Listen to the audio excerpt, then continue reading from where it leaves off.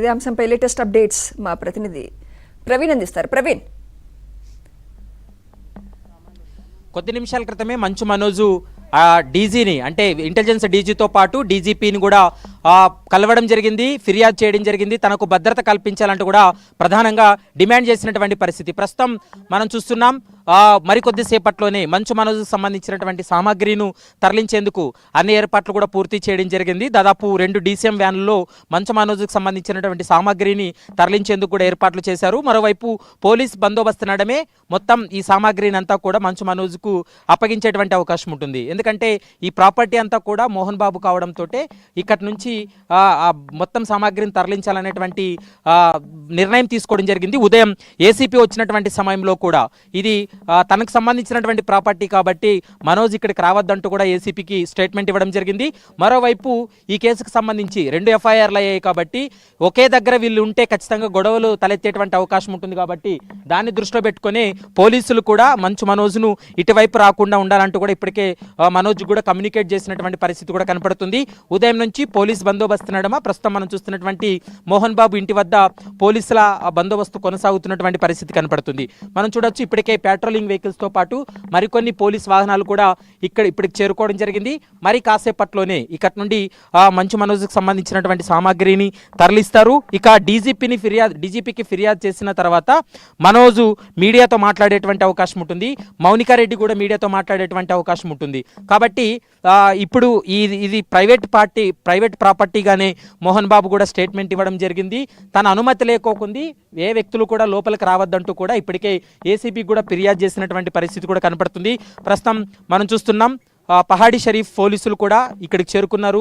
మరోవైపు patrolling vehicles కూడా చేరుకోవడం జరిగింది. ఏ నిమిషమైనా కూడా మరి మనోజ్ ఇక్కడికి వస్తే కొంత గొడవలు తలెత్తేటువంటి అవకాశం ఉంటుంది, ఇబ్బందికరమైనటువంటి వాతావరణం ఉంటుంది. కాబట్టి ప్రస్తుతం పోలీసులు అయితే మాత్రం ఇక్కడికి చేరుకున్నటువంటి విజువల్స్ మనం ఏబిఎన్ ఆంధ్రజ్యోతి స్క్రీన్ పైన చూస్తున్నాం. కాబట్టి మరి కాసేపట్లోనే ఇవన్నీ కూడా తరలించేటువంటి అవకాశం అయితే కనపడుతుంది. ప్రస్తుతం మంచు మోహన్ బాబుతో పాటు మరోవైపు విష్ణు కూడా కొద్ది నిమిషాల క్రితమే భేటీ అయ్యారు. ఆదివారం రోజు జరిగినటువంటి సంఘటనకు సంబంధించి కూడా పూర్తి స్థాయిలో వారిద్దరు కూడా చర్చించడం జరిగింది.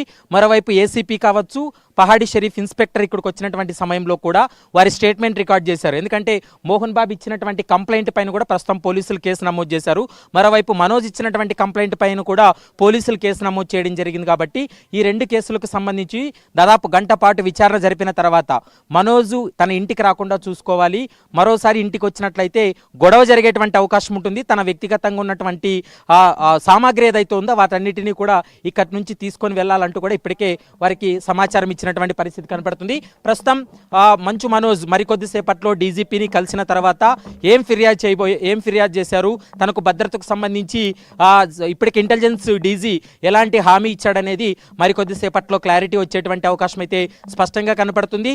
మరోవైపు మనోజ్కు సంబంధించినటువంటి పిల్లలు కూడా లోపలే ఉన్నారు కాబట్టి వాళ్ళని ఏ విధంగా తీసుకెళ్తారు, ముఖ్యంగా మనోజ్ అక్కడ డీజీపీకి ఫిర్యాదు చేసిన తర్వాత నేరుగా ఫామ్ హౌస్కి వస్తాడా అనేటువంటి సమాచారంతో ప్రస్తుతం పోలీసులు కూడా బందోబస్తు ఏర్పాటు చేశారు. మరోసారి ఇలాంటి గొడవ కానీ ఇలా బౌన్సర్ల మధ్య కూడా ఇబ్బంది తలెత్తుకోకుండా పోలీసుల బందోబస్తు అయితే కొనసాగుతుంది అనేది కూడా మనకు స్పష్టంగా అర్థమవుతుంది. మరొక అరగంటలో ఈ ఎపిసోడ్కి సంబంధించి ఒక నిర్ణయం తీసుకునేటువంటి అవకాశం ఉంటుంది. పోలీసులు కూడా ఇప్పటికే మోహన్ బాబు స్టేట్మెంట్ రికార్డ్ చేశారు. మనోజ్ యొక్క స్టేట్మెంట్ కూడా రికార్డ్ చేయాల్సినటువంటి అవసరం ఉంటుంది. కాబట్టి మరి ఆ స్టేట్మెంట్ను కూడా ఈ రోజే రికార్డ్ చేయబోతున్నారా లేకుంటే రేపు చేస్తారా అనేది మాత్రం మరికొద్దిసేపట్లో క్లారిటీ వచ్చేటువంటి అవకాశం అయితే కనపడుతుంది. Sumitra, right, thank you Praveen.